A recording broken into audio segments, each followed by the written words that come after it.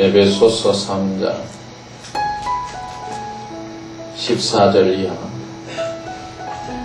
이러함으로 내가 하늘과 땅에 있는 각 족속에게 이름을 주신 아버지 앞에 무릎을 꿇고 비노니 그 영광의 풍성을 따라 그의 성령으로 말미암아 너희 속사람을 능력으로 강건하게 하옵시며 믿음으로 말미암아 그리스도께서 너희 마음에 계시게 하옵시고 너희가 사랑 가운데서 뿌리가 박히고 터가 굳어져서 능히 모든 성도와 함께 지식이 넘치는 그리스도의 사랑을 알아 그 넓이와 길이와 높이와 깊이가 어떠함을 깨달아 하나님의 모든 충만하신 것으로 너희에게 충만하게 하시기를 구하노라. 우리 가운데서 역사하시는 능력대로 우리의 온갖 구하는 것이나 생각하는 것에 더 넘치도록 능히 하시리에게 교회 안에서 그리스도 예수 안에서 영광이 대대로 영원 무궁하기를 원하노라. 아멘. 성령 안에서 우리 자신을 살펴보면 살펴볼수록 예수 그리스도 안에서 나와 예수 그리스도 밖의 사람이 구분이 됩니다. 성경에 있는 말씀대로 하면은 성령으로 말미암아 우리의 속 사람하고 그렇지 못한 썩어져가는 구습을 쫓는 옛사람이 구분이 됩니다. 성령님은 우리에게 왜 오셨는가? 은사 주셔서 어떤 능력 행하고 자랑이나 하고 어떤 일을 이루기 위해서다. 우리 그렇게 쉽게 생각하기가 쉽습니다. 그러나 성령님이 우리에게 오신 이유는 우리의 속사람을 발견해서 속사람이 강건해지는 것이 성령이 우리에게 오신 이유입니다. 그러면서 옛사람을 벗어버리는 거예요. 이것이 영성훈련이기도 하고, 그래서 성령 안에 들어가면 들어갈수록 우리가 성령님과 깊은 교제하면은 이 속사람이 더 분명하게 보입니다. 속사람이 더욱더 선명하게 분명하게 보여요. 그러나 기도하지 아니하고 성령 인도 받지 아니하면은 속사람이 더 희미해져 버려요. 속사람이 희미해져 버리고 반대로 기도 안 하면 안 할수록 우리의 육체의 소욕을 쫓는 육체의 사람이 육체에 속한 사람이 육신의 사람이 자꾸 고개를 내밉니다. 그래서 우리가 성령으로 기름 부음 받고 성령 안에 들어가면 들어갈수록 진짜 우리가 누구냐 말이죠. 진짜 자신을 발견하요. 성령의 기름 부음 속으로 들어가면 들어갈수록 진짜 우리 자신을 발견하는데, 그래서 제가 성령 안에서 자꾸 이제 성령과 교통하고 교제하면서 이런 사역 쪽으로 이렇게 가면 갈수록 성경에서 가장 중요하게 가르쳐주고 있는 생명의 사람인 생명사람이라고 하는 우리를 발견하게 돼요. 그래서 이런 진리를 이렇게 알아가면서 이것이 우리다. 이게 대단한 존재다 하는 그런 사실을 깨닫는데 과거에 잘 몰랐던 그런 부분이에요. 근데 성령 안에 들어가면 들어갈수록 성령님은 우리를 진짜 우리를 보게 하는데 생명의 사람이라고 하는 사실. 예수 그리스도를 영접하면 천국 가게 되었다는 그런 수준이 아니라 예수를 믿음으로 내 안에 하나님 안에는 생명이 들어옴으로 나는 생명의 사람이 되었다. 그래서 성령님에 대해서 제가 깨닫기를 그래서 성령님의 이름이 생명의 성령이구나. 생명의 성령이구나 하는 사실을 깨닫게 되는 것입니다. 오늘 저녁에는 여러분에게 여러분 자신을 좀 볼 수 있는 그런 눈을 열어드리기 위해서 말씀으로 좀 인도하겠습니다. 우리가 신앙생활을 하면서 어떤 형식, 어떤 의식, 어떤 관계, 어떤 프로그램, 어떤 종교생활, 어떤 신앙생활 스타일, 교회 어떤 사업, 행사, 행정, 이런 것에 의해서 우리의 신앙생활이 유지되는 것이 아니고, 우리는 바로 예수 그리스도를 영접할 때 우리 안에 들어와 있는 생명, 예수 생명, 하나님의 생명, 이 생명으로 말미암아 우리가 살아났고 살고 있고 우리가 그로 인하여 하나님께 영광 돌리고 생명으로 인하여 하나님으로부터 오는 모든 신령한 복을 받아 누리고 그런 삶을 살고 있는 거예요.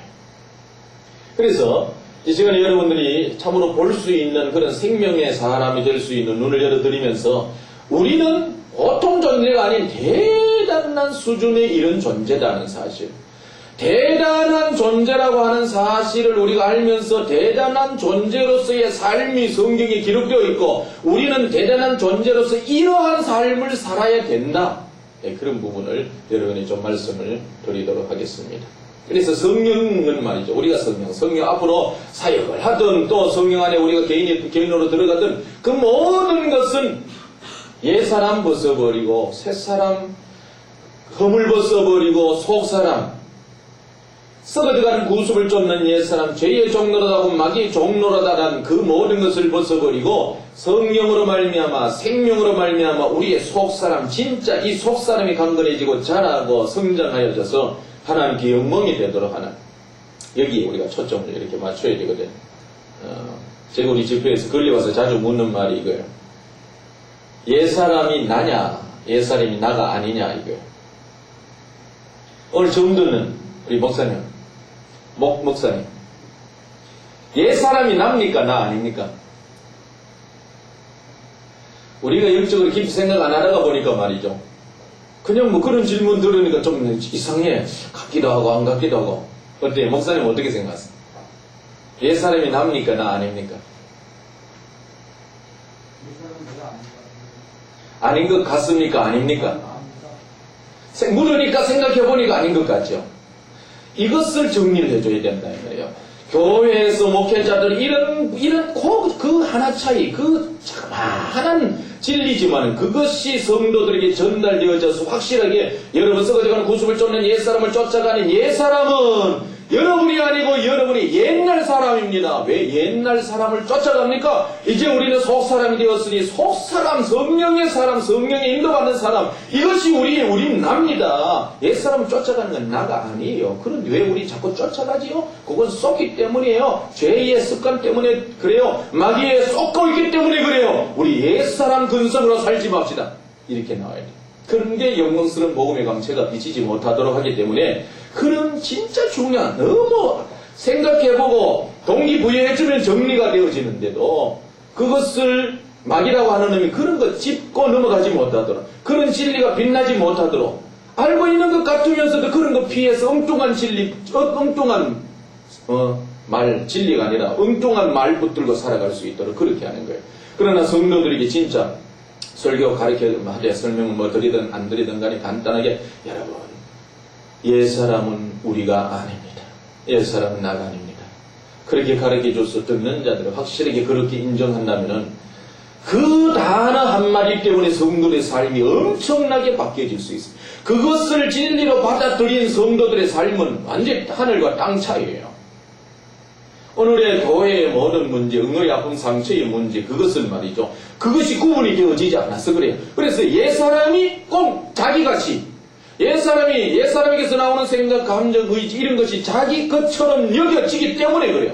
성경 분명히 옛사람이라고 그랬어요. 옛날 나라 그래요. 지금의 나는 속사람이고, 지금 옛날 나는 나가 아니다. 옛날 나는 허물이요, 허물. 뱀이 허물 벗어는 그건 나다.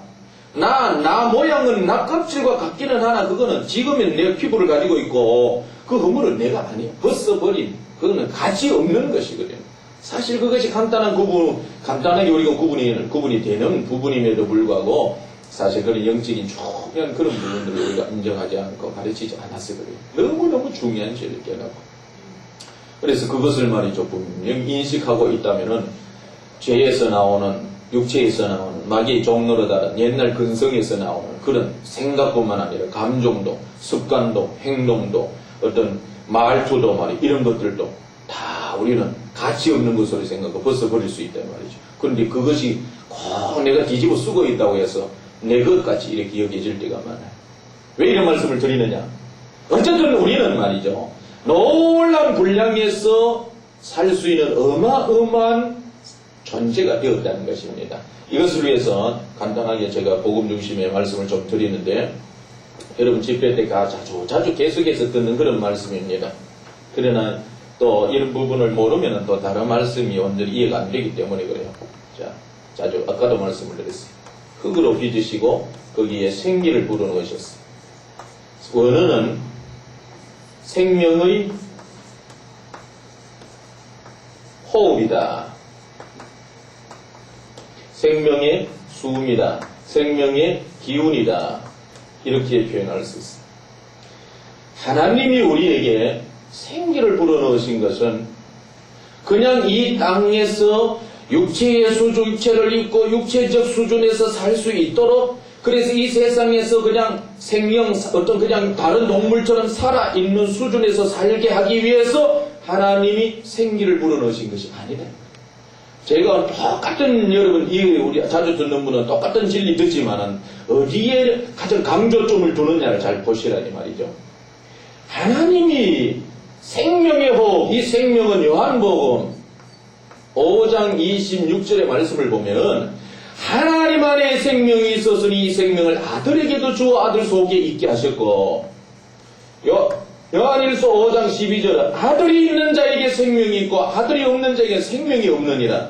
우리가 지금 거론하고 언급하고 있는 이 생명은 그냥 목숨과 같은 그런 생명이 아니고 놀라운 신성을 가진 생명이다 이 말이죠. 하나님 안에 있는 생명, 아들 속에 있는 생명, 그 생명을 우리가 지금 영접해서 내 안에 있다 이 말이죠. 내 안에 있다는 이 말을 사도 바울은 말이죠, 질그릇 속에 보배를 가졌다라고 그렇게 말을 해요. 하찮은 질그릇, 흙으로 된 그릇 속에 지극히 귀한 보배를 가졌다. 다시 창세기로 올라가서 하나님이 이 질그릇 속에다가 하나님 안에 있는 하나님의 신성이 되는 생명을 사람 속에 불어넣으신 이유는 차원 낮은 인간, 이 땅에 짐승처럼 그냥 하찮은 낮은 존재로 살아가게 하기 위한 것이 아니고, 이런 사람, 이렇게 생명을 불어넣으신 것은 정말로 차원 높은 삶이에요. 차원 높은. 그걸 뭐 차원 높아, 뭐 5차원, 6차원, 어떻게 말할 수는 없어. 하여튼 차원 높은 삶. 그 삶에 대해서 신약에서는 하나님의 아들이라고 하는 그런 분량에 이르러 살 수 있게 해주셨다. 그렇게 말을 해요. 구약은 이런 부분에 대해서 그렇게 강조는 안 하지만 제가 신약의 말씀을 통해서 볼 때 분명히 하나님께서 진흙으로 빚어진 아담 속에 생기를 불어넣으신 것은 하나님과 하나님의 아들과 같은 놀라운 위치에서 살 수 있도록 그렇게 하신 거예요. 그래서 이렇게 생기를 불어넣으셔서 사람이 생명이 되었다 이 말이죠. 생명이라는 이 말도 원어를 통해서 보면은 살아있는 혼이다 이렇게 우리 설명하기도 해요. 그런데 이렇게 말해버리면은 이상하게 성경이 풀려. 그래서 살아있는 존재다. 하여튼 이 땅에 존재하는 어떤 거예요. 그러니까 저는 원인 원수 원어를 살아있는 존재라 이렇게 이 해석을 받았대요. 혼이라 이렇게 해버리면 이상해요. 누가복음 15장 45절에 고린도전서 15장 45절에도 아담이 생명이 되었담과 같이 둘째 아담 그리스도는 살아있게 하는 그런 영이 되었다. 이렇게 해서 거기에 어떤 성경은 뭐 살아있는 혼 이런 식으로 분리 이렇게 해버리면 너무 세상적으로 치우쳐 버려요. 그러니까 영이나 하는 이런 말보다 살아있는 존재다. 생명. 우리 한자로 이렇게 적어 놓아서 그렇지 살아있는 존재입니다. 여러분 살아있다 이 말이에요. 우리는 살아있다는 이 말을 자꾸 육적으로 이해하려고 그래요. 육적으로 이해하다가 보니까 이 살아있는 이 말을 그냥 살아있는 게 살아있는 거지 뭐 이런 식으로 해요. 그런데 철학적인 의미를 준다든지 우리가 더 깊이 성경에서 말하고 있는 영적인 의미를 두고 살아있는 이 말을 보면은 에베소서 2장 1절 말씀을 뭐라 그럽니까? 허물과 죄로 죽었던 너희를 살리셨다. 살렸다라고 하는 것은 하나님과 관계를 맺었다는 거예요. 부모와의 관계를 맺었다 하는 것은 가정에서 하나의 자식으로서 살아있는 가족 생활을 하는 거예요. 근데 부모의 관계가 단절되어져 버리면은 부모라고 하는 육신적인 관계를 맺고 있지만은 가정의 가족으로서의 공동체로서 죽은 거나 다름이 없단 말이에요. 우리가 언급하고 있는 이 살아있는 이 단어는 철학적인 단어 이상이요, 영적인 단어예요. 육적으로 이해할 수 있는 그냥 목숨으로 부시하고 있는 그런 존재가 아니에요. 우리가 예수 그리스도를 믿음으로 사망에서 생명으로 옮겨졌다. 육적으로 죽었는데 육적으로 살았다 이 말이 아니잖아요. 육적으로 죽은 것도 아니요, 육적으로 살아는 것도 아니요. 이건 영적인 단어다. 성경의 모든 단어는 영적인 단어예요. 사망에서 생명으로 옮겼다고 하는 것은 하나님과의 관계 단절에서 하나님을 아는 자리로 옮겨졌다는 그런 말이거든요. 그러니까 성경에 있는 모든 내용은 육적으로 이해할 수 없는 놀라운 신비의 단어로서 살아있는 이 단어도 하나님의 지으심을 받아 하나님의 생기를 받아 들임으로 말미암아 하나님을 알 수 있대 하나님의 놀라운 분량에서 하나님을 누리고 하나님의 나라 천국을 누릴 수 있는 그런 존재가 죄 때문에 하나님과 관계가 단절되어져 버렸다. 하나님과 관계 단절이 죽음이에요. 철학적인 단어의 죽음이라고 하는 것은 육체적인 죽음은 육체 속에 있는 영혼과의 관계 단절이 죽음이다. 철학적인 단어가 그러는 거예요. 그러면 성경에서 영적인 단어는 하나님과 우리 사이의 관계 단절이 죽음이라는 거예요. 성경은 이런 죽음을 말하는 거예요. 이런 죽음이 사망이래. 선악을 알게 하는 과일의 열매를 따먹는 날에는 죽으리라. 이것은 육체가 죽어 지옥 가고 그런 수준이 아니고 하나님이 나와 너희들은 관계가 단절되리라 이거예요. 그래서 이것이 불행이에요. 부모와 자식 간의 관계 단절이 불행인 것처럼 하나님이 선악과 따먹으면 나와 너희들 관계 단절되어져 죽어. 이게 불행이야. 불행. 인간의 불행은 여기입니다.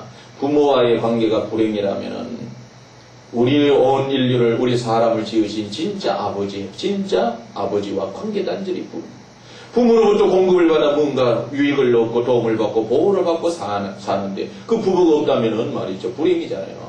근데 우리 인간은 본래 하나님의 생기로 하나님의 생명으로 하나님의 신성으로 하나님의 그 파워로 하나님의 능력으로 하나님의 본질 하나님의 속성으로 하나님의 능력 하나님의 지혜와 하나님의 그 모든 영광으로 살 수 있도록 받았는데 그래서 하나님의 이미지를 하나님의 형상을 나타내는 하나님의 이미지를 나타내는 어마어마한 위치에서 살 수 있었는데 선악과 때문에 그 영광을 잃어버리고 하나님의 형상도 잃어버리고 하나님과의 관계 단절되어져 버린 거예요. 이것은 자주 제가 언급하는 말씀인데 오늘 여러분에게 강조를 하는 말은 우리 사람은 본래 육신으로 흙으로 인해서 사는 것이 아니고 흙으로 무언가 공급받아서 사는 것이 아니고 흙에서 나오는 힘과 지혜와 흙에서 나오는 그 어떤 것에 의해서 살 수 있는 존재가 아니라 본래 하나님으로 말미암아 살았던 존재입니다. 하나님 안에는 생명으로 말미암아 살았던 존재예요. 지금 우리가 다시 예수 그리스도 안에서 죄 문제가 해결되어짐으로 말미암아 우리는 다시 하나님이 넣어주신 생명으로 말미암아 또다시 하나님의 자녀된 자로서 하나님의 아들과 같은 위치에서 어마어마한 수준에서 살 수 있는 삶을 살게 되는 거예요. 복음에 있어서 가장 중요한 복음이 이것입니다. 예수 믿고 천국 가자. 여러분 앞으로 그런 전도하지 마세요. 그렇게 말하면 진짜 성경의 중요한 진리를 놓치게 돼요. 그것은 결과적으로 우리가 누릴 복이지만은 예수 믿음으로 당신은 예수 영접하면 예수 안에는 생명 영접하되 그 생명 하나님 안에는 생명이요 하나님을 알게 하는 생명이요 하나님의 신성을 가진 생명이요 하나님의 지혜를 가진 생명이요 하나님과 교통할 수 있는 생명이요 하나님의 복을 누릴 수 있는 생명이요 하나님 나라의 그 어마어마한 복을 우리가 끌어올 수 있는 그 연결고리와 같은 그런 생명 당신이 그런 예수님을 믿으면 그 예수님의 생명이 당신 속에 들어와서 당신은 이제부터 하나님의 모든 복을 누릴 수 있는 놀라운 위치에서 살아갈 수 있는 존재입니다. 이것이 가장 강하게 가장 첫째의 복음으로 전달되어져야 돼요. 그런데 이런 복음을 해석시켜버리고 죽어서 천국, 예수 믿고 천당, 예수 천당, 불신 지옥 이런 식으로 해서 오늘의 우리가 어떤 위치에 있는지를 잘 모르는 거예요. 그러나 성경은 요한복음 1장을 보세요. 요한복음 1장 12절 영접하는 자 곧 그 이름을 믿는 자들이 하나님의 자녀가 되는 권세를 주셨으니 우리가 차원 낮은 그런 수준에서 우리가 이해하다 보니까 하나님의 아들 자녀 그런 부분에 대해서 평소에 또 누리지도 못하고 권세를 사용해보지도 못하고 그 이름의 능력도 모르고 귀신도 쫓아보지도 못하고 기도 응답도 받아 질병 고치고 이런 부분에 대해서 우리가 영적으로 너무 무지하다가 보니 하나님의 자녀된 권세 이것 말이죠. 별거 아닌 것까지 여겨지고 설교할 때 하나님의 자녀가 되는 권세를 얻었다 이러면은 듣는 자들도 가르치는 자도 큰 어떤 의미가 없는 거예요.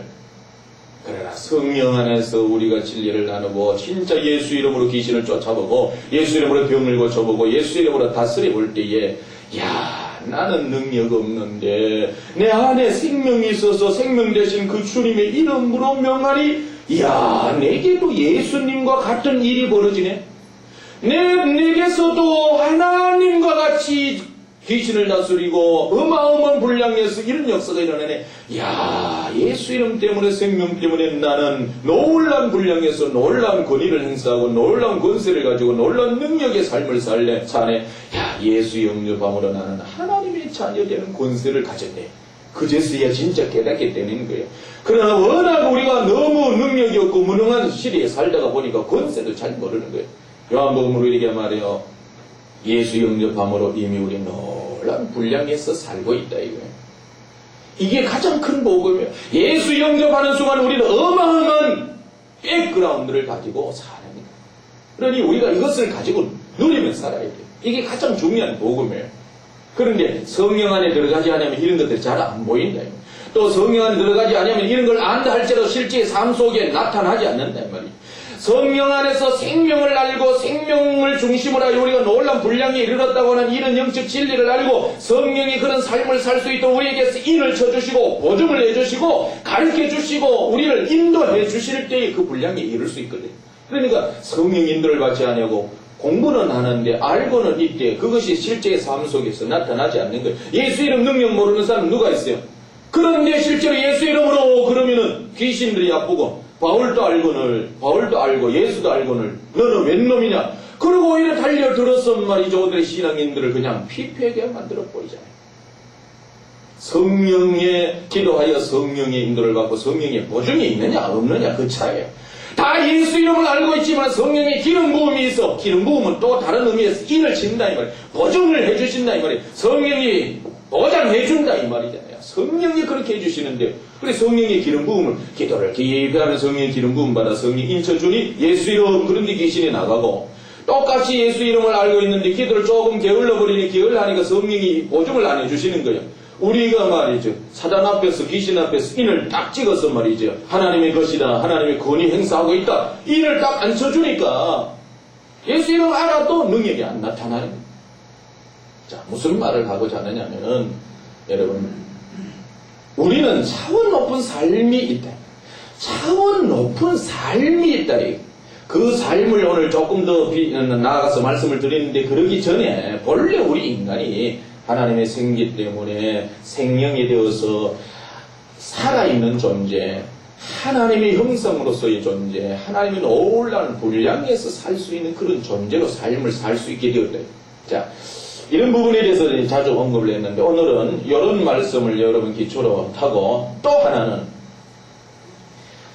생명과 성령은 사실은 우리는 삼위일체 그러면 자꾸 뭐 어떤 속성성 이렇게 해서는 하고 하는데 사실 성령과 예수님 아버지는 서로 진짜 뗄 수 없어요. 우리의 영혼과 영혼 육이 하나듯이 삼위일체 하나님, 성부 하나님, 성자 하나님, 성령 하나님이 성경이 분명히 구분되시지만은 사역적인 측면에 구분이 되지만은 사실 영적으로 올라가 보면은 삼위는 하나예요, 하나. 그래서 우리는 생명이신 예수님, 보혜사이신 성령이 이렇게 구분을 해서 이래 하지만은 그러나 역사 측면에서 보면은 우리의 삶에 다가오신 그 측면에서 보면은 생명이 예수님이고 성령이 또 생명이시기도 하고 이 구분이 잘 안 되는 거예요. 그런 의미에서 삼위 하나님은 한 분이다 하는 것을 우리는 진짜 일체라고 하는 그런 사실을 우리가 알게 되는데 생명이 있으므로 우리는 하나님의 놀란 분량에서 살 수 있는 그런 존재. 자, 그렇다면 이제 우리가 예수 그리스도 안에서 말이죠. 육체에 치우쳤어요. 육체에 끌렸어요. 육체의 방법대로 육체의 지혜를 가지고 육체의 능력을 가지고 육체의 모습을 가지고 육체의 방법을 가지고 육체에 끌려서 육체의 수준에서 살 것이 아니라 성경을 통해서 차원 높은 생명의 사람으로 생명으로 말하면 하나님의 아들을 위치해서 이렇게 살면 된다. 예수 그리스도를 모형으로 해서 보여주신 그 차원 높은 삶을 하나씩 공부해가면서 하나씩 성경을 알아가면서 설교하고 듣고 그러면서 그런 분량에서 우리가 살아야 되잖아요. 이것이 복음이에요. 이것이 우리 목회자들이 해야 될 일이에요.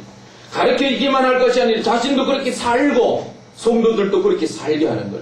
이것이 복음입니다. 이게 진짜 누림의 복음이에요. 이런 누림의. 그런데 이런 누림의 복음을 알아도 왜 안 누려지느냐 이 말이에요. 어느 정도까지는 누리고 어떤 까지는 안 되고 알고 있다면서도 또 더 깊이 왜 못 들어가고 왜 부상적인 관계가 있느냐? 바로 삼위 하나님에 대한 더 깊은 진리를 몰라서 그런데 성령을 몰랐습니다.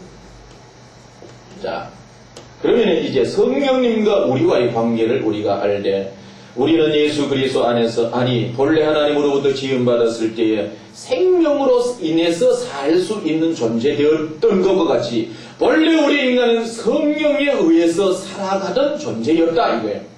이것을 오늘 이 시간에 우리 좀 알고 여러분 그래서 우리가 성령의 기름 부음 사역이 너무너무 중요하다.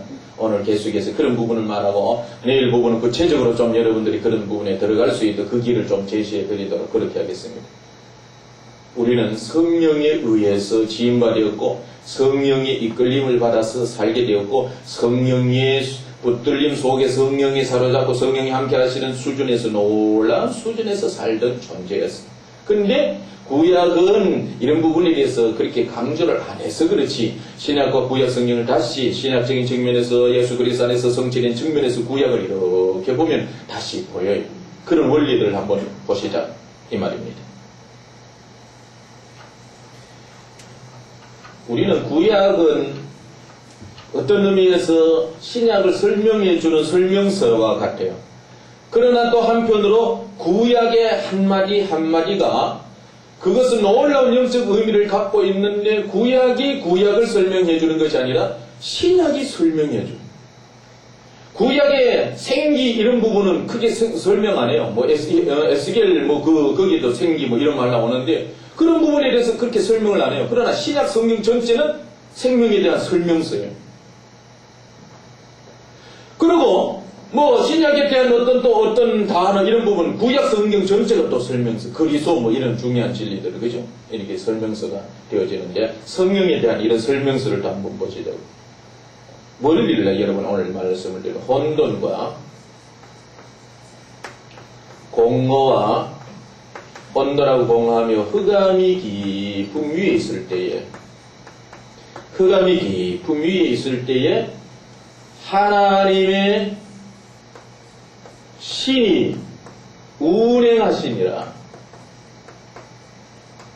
여러분 구약의 하나님의 신의 운행은 이렇게 단순하게 기록하고 있지만은 신약은 이것을 설명해주고 있다 이 말이죠. 혼돈도 구약은 단순하게 언급하고 있고 공허함도 구약은 단순하게 언급하고 흑암도 단순하게 언급하고 있지만은 신약은 이 부분에 대해서 자세한 설명을 하고 있어요. 우리는 단순하게 그냥 천지를 창조하실 때에 천지를 창조하시니라 땅은 혼돈하고 공함이 흑암이 깊음이 있고 하지만은 우리는 이런 원리에서 신약을 통해서 볼 때에 놀라운 영적인 이치를 보는 거예요. 영적인 원리를 보는 거예요. 이런 혼돈하고 공함이 흑암이 깊음 위에 있을 때에 하나님의 신이 운행하시고 거기에 하나님께서 빛이 있으라 하시니 빛이 있었고 빛과 어둠을 나누사 빛 가운데서 있는 것을 낮이라 칭하시고 어두움을 밤이라 칭하시니라. 첫째 날이 되니 그리고 하잖아요.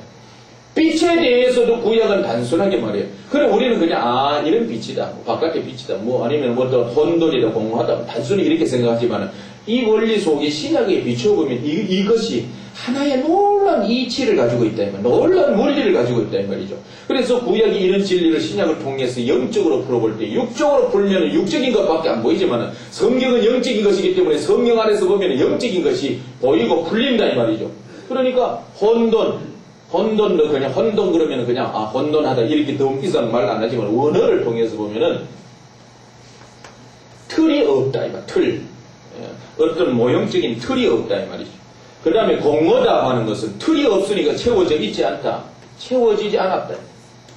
자, 왜? 제가 이런 부분 지난 집회도 말내고 계속해서 언급하는데 그러나 중요한 포인트가 있다 이 말이죠. 자, 채워지지 않았다 이 말이죠.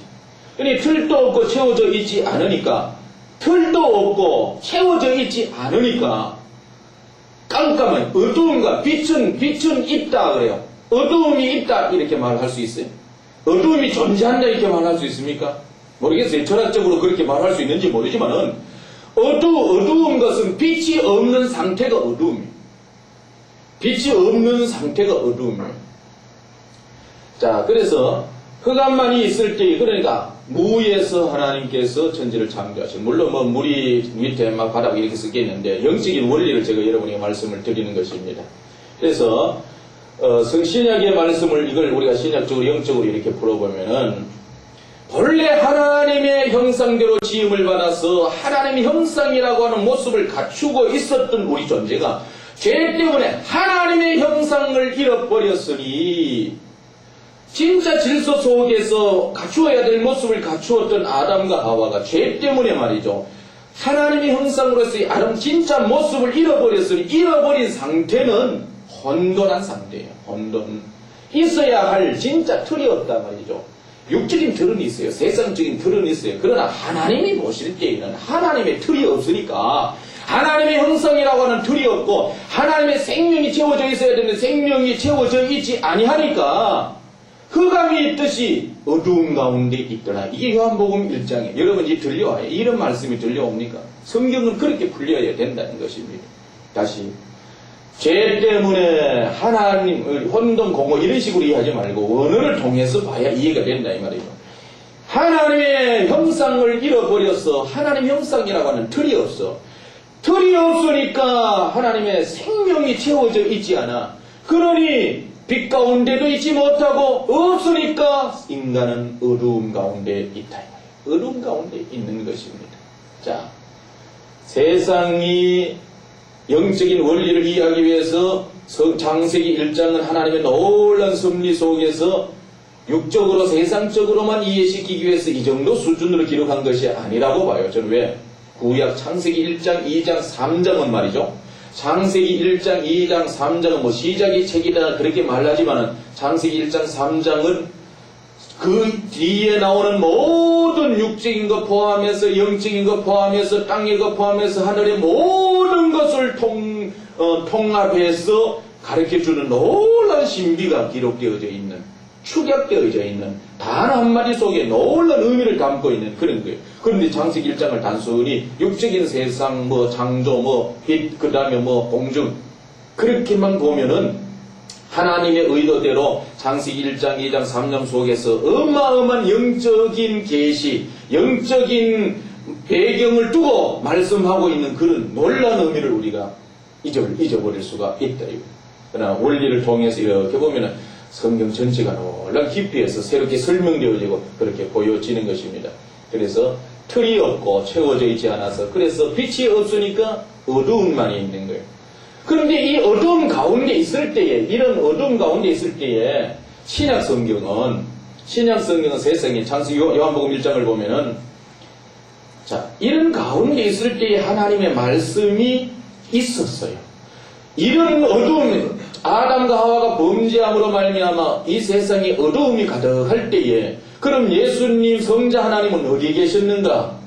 성자 하나님은 어디 계셨는가? 하나님 우편에 계셨는가? 아니면 그때는 아직 태어나지 않았는가? 아니잖아. 우리가 잘 알듯이 요한복음 1장은 태초부터 계셨던 그 말씀이 어두움이 있는 세상과 함께 있으되, 이때 세상이 빛을 깨닫지 못하더라. 그러니 깨닫지 못하는 가운데서 나중에 하나님께서 성경을 통해서 때가 되어서 말씀으로 계셨던 그 예수 성자 하나님을 말씀으로 사람들 속에 보여 육신이 되도록 해서 사람들에게 보여주신 것이거든요. 그래서 미련한 인간들은 보여주신 예수님을 통해서 하나님을 알게 되고 영적인 세계를 이제 알아가게 되어지는 겁니다. 자, 무슨 말씀을 하고자 하느냐면, 말씀을 드리고자 하느냐면은, 어둠 가운데 있을 때에도 생명이 함께 하셨어요. 세상이 빛으로 함께 하셨지만 세상이 깨닫지 못하더라. 어두움이 깨닫지 못하더라. 그런데 이제 우리는 지금도 계시되 이제는 우리 속에서 생명으로 들어와 계시고 우리와 함께 하시는 주님을 알게 되었다.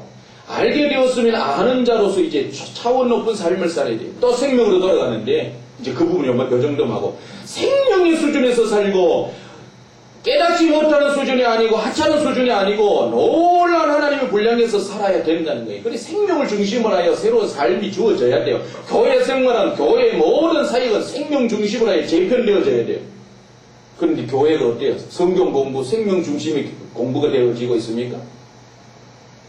생명을 하고 생명을 더 풍성하게 하려 함이라고 예수님이 그렇게 말씀하시고 우리 안에 들어왔는데 생명 중심의 성경 공부 됩니까? 구역 모임이 됩니까? 설교가 됩니까?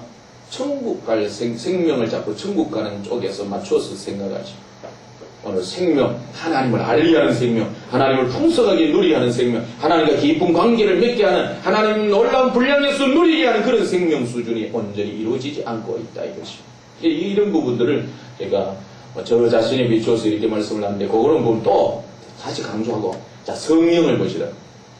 성령님의 역사는 틀이 없고 채워져 있지 아니하고 어둠 가운데 있는 이것 위에 운행하시는 성령님입니다. 이것 위에 운행하시되, 이것 위에 운행하시되, 이 운행하시되 신약으로 와서 설명을 하면은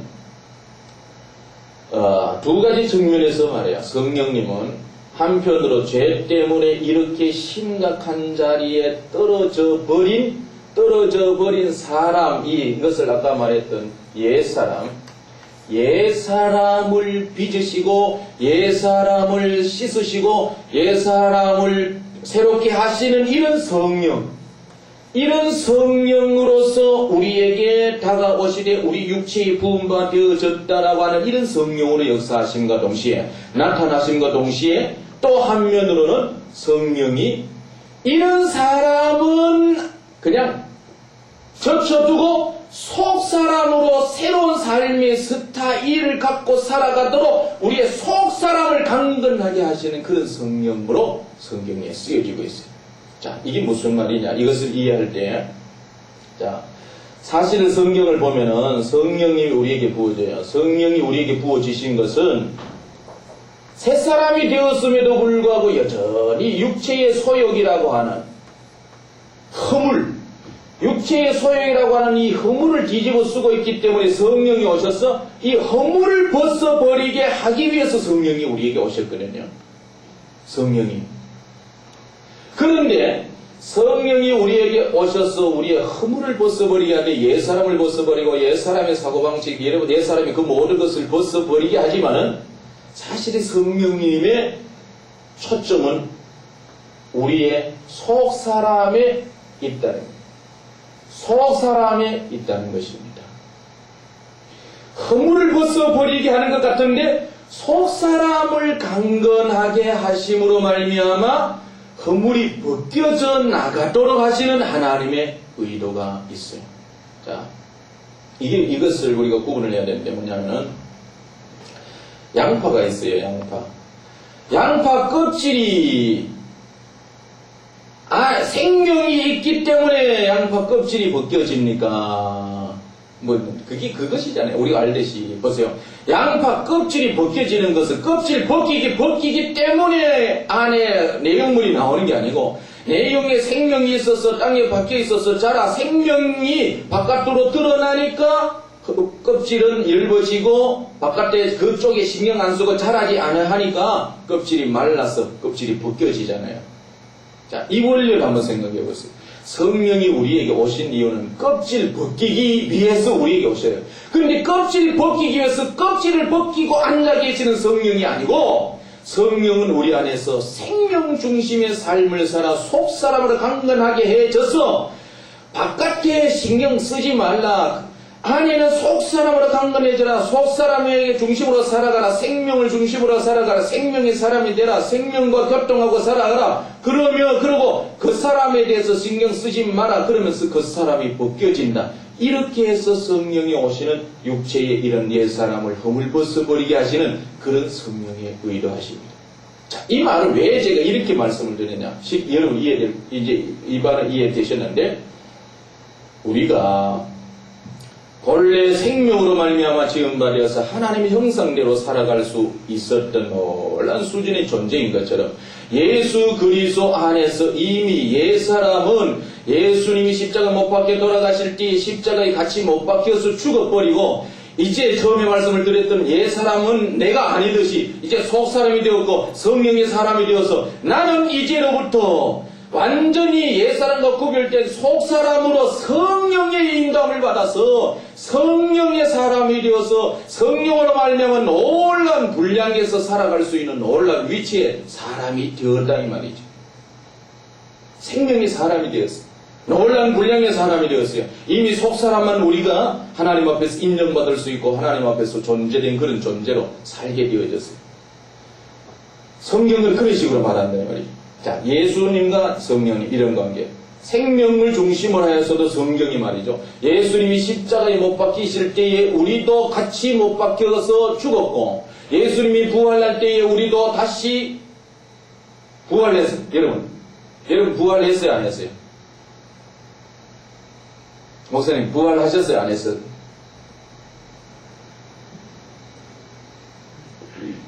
예? 김 목사님. 김 목사님 부활하셨습니까? 안 하셨습니까? 예. 생각해보니까 정리가 되니 부활했다 이래요. 언제 부활했어요? 언제 부활하셨어요? 사실은 예수님이 부활할 때에 예수님이 십자가에 죽으실 때에 우리 옛사람이 죽었고 예수님이 부활할 때에 우리도 같이 하나님에 대하여 다시 살아났어요. 사실 그때 다시 살아났고 나중에 주님이 재림하셔서 그때 우리가 죽었던 자리에서 부활하는 육체적인 변화된 몸으로의 부활이고 진짜 영적 변화 부활은 이미 우리가 예수 그리스도를 믿음으로 말미암아 예수님의 죽음에서 사망 권세에서 깨어날 때 같이 부활하는 거예요. 부활했다고 하는 것은 옛사람은 죽었고 이미 나는 그리스도 안에서 새사람이 되었다 이거예요. 오늘 우리가 신앙생활을 하면서 옛사람의 거울이 옛사람의 흠물이 옛사람의 그 냄새가 우리 몸에 배에서 옛사람이 나같이 생각하고 있지만은 성경 안에서 예수 안에서 볼 때에 우리는 새사람으로 완전히 변화되었어요. 그래서 아까 전에 말했듯이 옛사람은 내가 아니고 지금은 부활한 납니다. 예수 안에서 같이 부활해서 예수 안에서 이미 나는 새로운 사람이에요. 그러니 이 땅에서 자꾸 옛사람은 건속으로 살아갈 것이 아니라 새사람 되었고 새로운 모습이 되었고 새로운 위치가 되었으니 당당하게 새로운 위치에 오른 사람으로서의 삶의 방법이 있고 삶의 스타일이 있고 삶의 권세가 있고 삶의 능력이 있고 삶의 그런 것이 있다 이 말이에요. 그 분량이 하나님의 아들과 같은 놀라운 분량이라 이 말이에요. 그런 분량을 위해서 우리가 성경을 깊이 연구하고 찾고 그런 삶을 살아 그런 삶을 누려야 돼요. 누려야 돼. 그죠?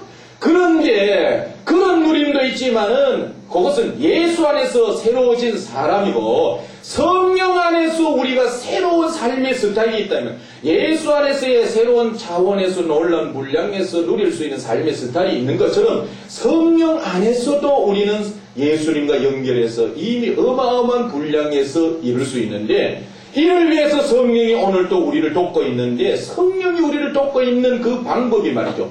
어마어마한 방법이요. 예수에게로 인도하는 어마어마한 방법이 있는데 그리스도에 대한 그런 부분에 좀만하도 성령이 우리가 하여금 놀란 분량에서 살 수 있게 하는 그런 삶의 방법이 신약 성경 전체에 기록되어 있는데 그런 삶의 방법을 우리가 누리지 못해서 결국은 예수 그리스도 중심의 어마어마한 분량에서 누리는 삶을 온전히 살지 못했다 이 말이에요. 쉽게 말해서 성령이 이렇게 불러버리면 육체의 소욕이 이루어지지 않을 것을 성령을 찾지 못하고 성령에 대한 사모함과 성령과 교통 이런 부분을 하지 못해서 참 너무너무 쉬운 삶 어마어마한 복을 누리기 위해서 너무너무 쉬운 삶을 두고 말이죠.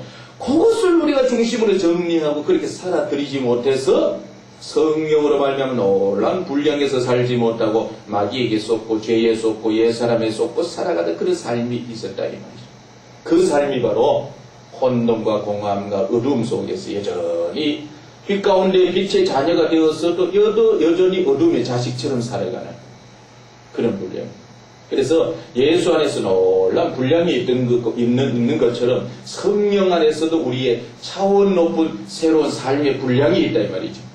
지금 이렇게 말하면 여러분들이 잘 모를 수 있어요. 그러나 이런 분량이 있다. 성령 안에서 차원 높은 삶의 스타일이 있고 분량이 있고 이렇게 살아가면은 어마어마한 위치에서 어마어마한 복을 누릴 수 있다는 이런 것을 여러분들이 도전받고 내일부터 계속해서 성령 아래서 새로운 높은 분량에서의 삶의 그 방법을 말씀을 통해서 하나씩 찾아가면서 우리가 그런 삶으로 살아감으로 성령을 쫓아 행하라. 그리하면 육체의 소욕을 이루지 아니하리라.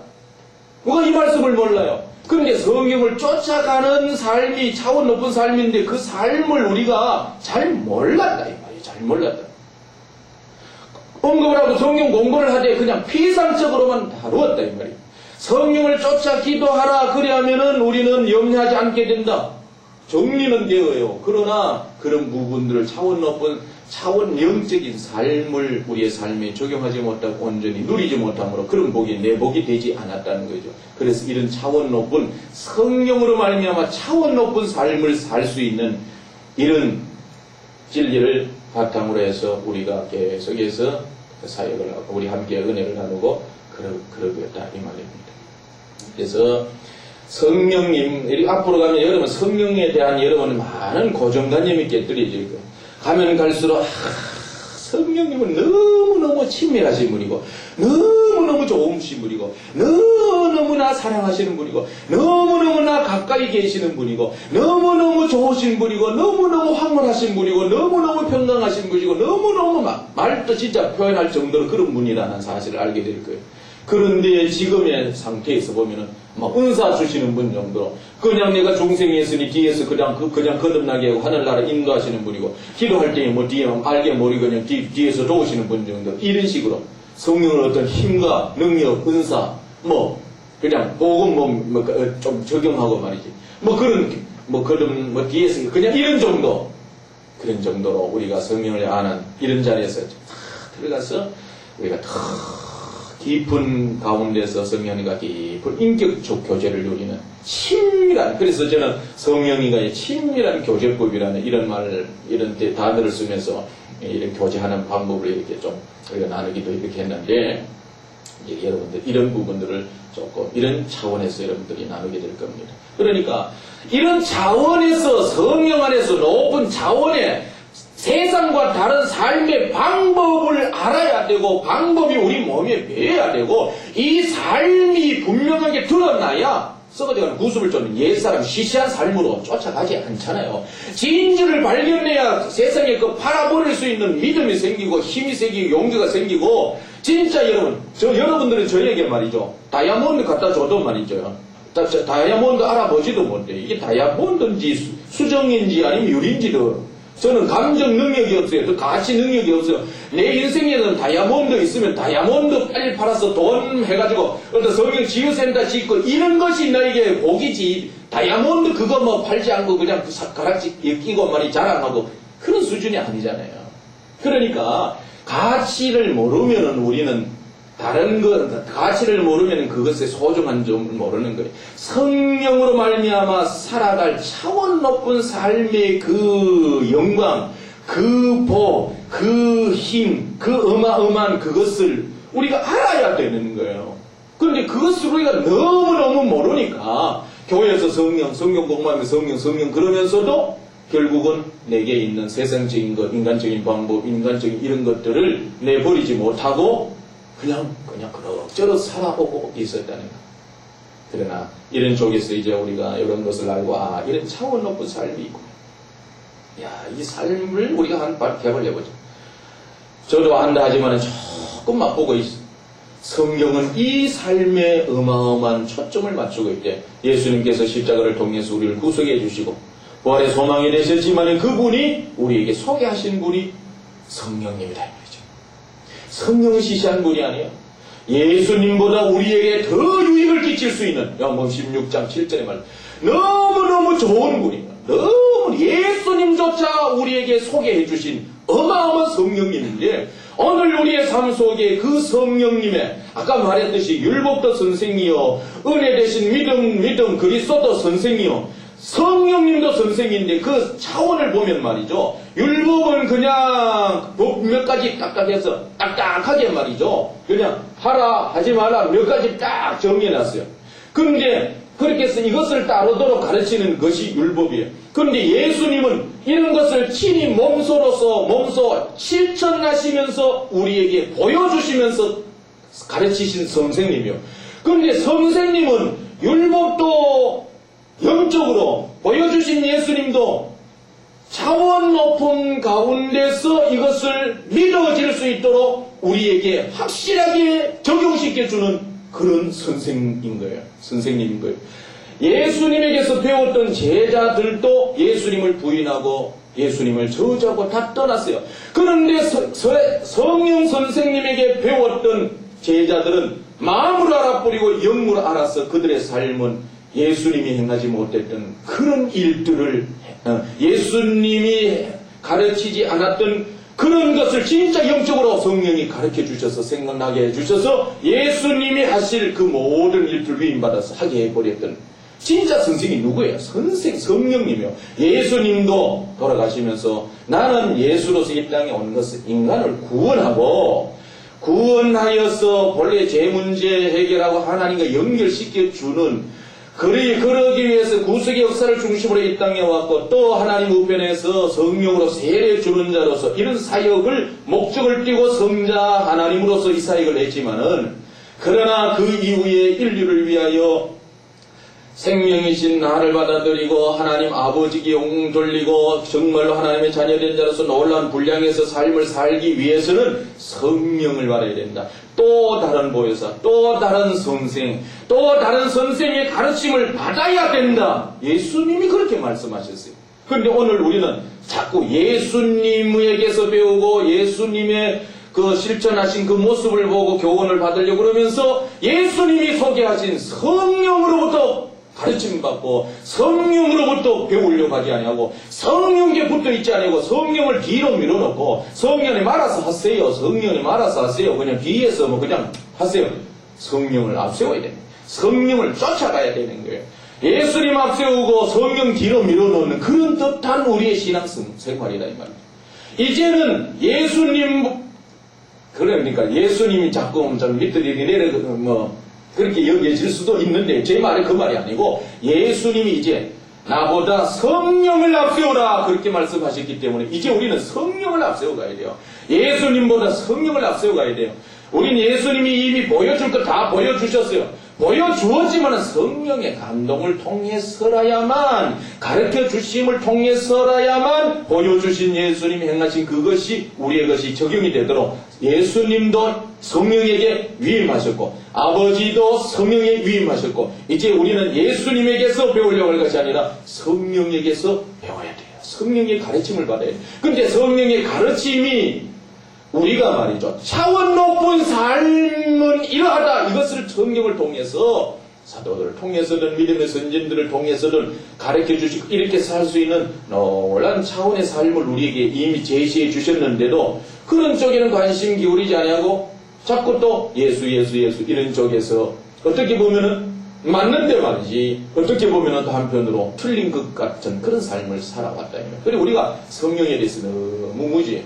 예수에서 나름대로 놀라운 분량에서 어느 정도 이렇게 산다 이렇게 하지만은 그것이 결국은 성령을 통해서 그래서 우리 교리적으로 말하면은 아버지께서는 우리 구원을 위해서 계획하시고 예수께서는 성자 하나님께서 오셔서는 성취하시고 성령은 어떻게 하셨다? 적용하시는 거예요. 적용하시는 거예요. 성령이 적용해 주셔야 돼요. 예수님이 다 이루어놓으신 것 성령이 적용해 주셔야 되는 거예요. 저는 이 말을 자주 써요. 성령이 적용해 주셔.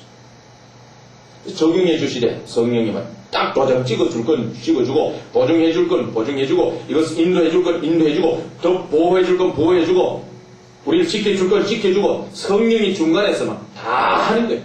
우리가 연약해서 할 수 없기 때문에 속사람으로 살아가야 될 우리가 썩어지는 구습에 쫓아 살아갈 수밖에 없는 그런 존재이기 때문에 성령이 오셔서 우리 안에서 속사람으로 살아가도록 하면서 한편으로는 허물을 벗도록 하시는 사역. 어떤 데는 제가 말이죠. 성령님이 오셔서 우리의 허물 벗도록 하기 위해서 오셨다. 이렇게도 강조를 해요. 왜? 그래서 성령에 초점을 맞추고 회개하고 옛사람 벗어버리는데 초점을 맞추고 이렇게 하지만은 더 깊은 가운데서 이래 보면은 성령은 우리 안에 오셔서 생명의 사람이 되고 예수의 사람이 되도록 이렇게 자라도록 해서 그래서 껍질이 벗겨지도록 하시는 그런 사역이에요. 자, 그렇다면 이제 뭐 결론적으로 말씀을 드립니다. 우리 성령님이 우리에게 오셔서 속사람이 자라남으로 껍질이 벗겨지도록 하는데, 우리의 신앙 스타일을 보면은 속사람이 자고 성령의 사람이 되어서 새로운 차원에서 삶을 살아감으로 자라도록 해서 흠을 벗도록 하는 이런 삶의 방식이 아니고, 어떤 삶으로 살아요? 우리는 옛사람에 치우쳐서 옛사람 좀 고치고, 옛사람의 형식 좀 바꾸고, 옛사람은 이렇게 좀 이렇게 잘못된 걸 이렇게 하지 말고 저렇게 하지 말고, 그래서 껍데기 좀 고쳐서 살려고 하는, 허물을 좀 바꿔서 살려고 하는 그런 수준에서 우리가 살고, 그런 수준에서 교회 생활이 이루어지고, 그런 수준에서 설교가 이루어지고 있단 말이에요.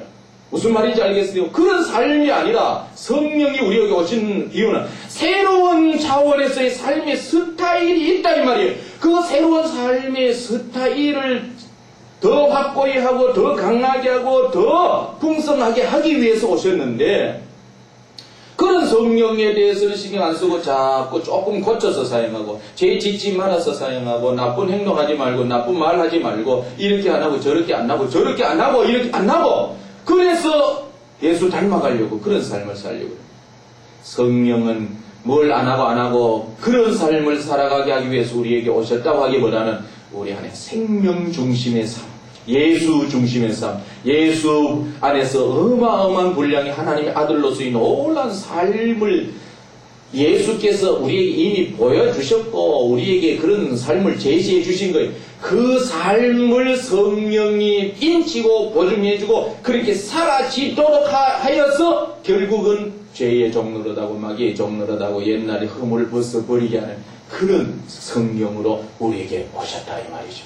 그러니 이런 부분은 제가 여러분에게 아무리 말로 하고 이렇게 안 되는 게 아니고, 결국은 제가 가르쳐 주는 것이 아니라 여러분들이 예수 안에서 어마어마한 삶을 누리기 위해서는 성령이 제시하시는 그런 예수 생명 중심의 어마어마한 삶을 살되 성령으로부터 진짜 인침을 받아야 되고, 성령의 보증함을 받아야 되고, 성령의 가르침을 받아야 되고, 성령의 인도함을 받아야 되고, 성령의 사로잡힘을 받아야 되고, 성령의 감싸주심을 받아야 되고, 그야말로 신에게 말씀드라 그 성령에 푹 잠겨 들어가야 돼. 푹 잠겨야 돼. 그래 성령에 잠기지 아니하면은, 영적으로 이런 은혜 가운데 잠겨 들어가지 아니하면 성경 공부하지 성경 박사라 할지라도 아무리 말 잘나고 누리자 아무리 말을 해도 결국은 성령의 그 보조, 그 성령의 잠김 속에 들어가지 아니하면 우리는 아까 낮에 말했듯이 율법으로 사는 것이고 죄악을 행하는 것이고 하나님 영광 돌리는 것이 아니라 하나님과 원수되는 것이고 하나님 기쁘시게 할 수 없는 것. 그래서 성령에 사로잡혀 있으면 성령의 생명과 평안이요. 그러나 성령 안에 들어가 있지 아니한 그 모든 것은 육체에 치우쳐 있기 때문에 육신의 생각도 사망이요. 하나님과 원수되고 하나님 앞에 하나님 기쁘시게 할 수도 없는 거예요. 그러니까 이런 위치에서 여러분들이 우리 자신을 다시 바라보니 우리의 삶 전부는 이제 성령 안에서 이루어져야 되구나. 성령의 기름 부음 속에서 이루어져야 되는구나. 어찌하든 성령. 그래서 여러분들이 성령 안에서 자신을 발견하고, 성령 안에서 새로운 삶을 발견하고, 성령 안에서 습관을 새롭게 기르고, 성령 안에서 판단력을 기르고, 성령 안에서 생각을 기르고, 성령 안에서 감정을 기르고, 성령 안에서 기도하는 방법을 알고, 성령 안에서 찬송하는 것을 알고, 성령 안에서 가정생활하는 것을 알고, 성령 안에서 설교하는 것을 알고, 성령 안에서 가르치는 목회하는 것을 알고, 오직 성령에 사로잡힘. 이런 분량에서 새로운 삶의 스타일을 우리가 갖추어야 되잖아요. 근데 이런 필요성을 알 때 앞선 자들이 막 풍성하게 알아서 체험도 해보고 풍성 은혜 가운데서 내가 이렇게 체험해보니 너희들도 이렇게 살아, 이렇게 잠김바 되어져, 그러면서 말만 아니라 진짜 안수에서 말이 어마어마한 복음 속으로 막 그냥 체험케 해주고, 예수님처럼 베드로처럼 사마리아 내려가서 안수했는데 성령 받고, 때때로 저에게도 그런 것들이 뭐 가끔씩 자주 나타나면 얼마나 좋겠습니까만, 그러나 그런 비전을 가지고 그런 길을 가고 그런 역사가 기대하고 있다. 이게 우리가 해야 될 일이에요. 또 하나님 역사하시면은 또 우리 이런 집회 가운데서도 하나님 여러분들에게 놀라운 체험을, 만수 가운데서 놀라운 체험을 하게 하실 수도 있어. 저는 보장을 못해요, 보장. 그러나 어떤 데는 막 그런 역사가 나타난대요. 부흥 집회 가면은 자주 그런 역사가 많이 이렇게 체험을 해요. 근데 그것이 정말로 우리의 삶이거든요. 그러니까 교회 속에서도 이런 새로운 차원에서의 삶이 있음에도 불구하고 생명을 근거로 하여 보혜사를 근거로 하여 차원 높은 삶을 제시해 주지는 아니하고 이 땅의 수준에서 뭔가 고쳐보려고 하고 바꿔보려고 그러고 조금 씻어보려고 하는 그런 수준에서 오늘의 프로그램과 교회 행사와 교회 모든 이런 것들이 이렇게 되어져 있는 이런 쪽이 치부쳐 있는 부분이 많다. 그래 목회자로서는 예수 안에서 차원 높은 삶, 성령 안에서 차원 높은 삶, 그 삶을 살면 아버지께 영광, 그러면 그 삶이 그렇게 되어져서 우리 안에서 생명이 역사하고 성령이 역사하시되 에베소서 아까 말했잖아요. 우리 안에서 역사하시는 능력대로 하나님의 모든 충만하신 것으로 충만하게 되어진다. 그런 겁니다. 이런 원리를 우리가 붙들고 살아갈 수 있기를 바라면서 내일은 좀 더